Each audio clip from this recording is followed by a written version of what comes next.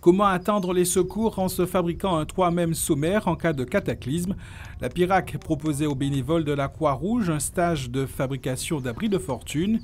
Originaires de Saint-Martin, de Martinique, de Guadeloupe et de la Désirade, ils sont une dizaine de stagiaires, scies, clous et marteaux en main, à se lancer dans l'aventure.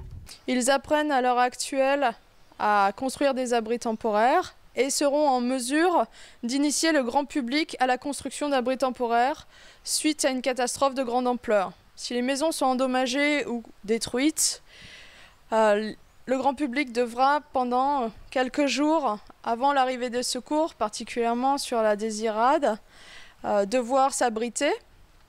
Et donc, ils apprennent à construire des abris d'urgence dans lesquels une famille peut rester une dizaine de jours. Même construits dans l'urgence et avec des matériaux parfois de récupération, ces abris de fortune répondent à des exigences, notamment dans les délais d'exécution, la solidité et leur résistance au vent.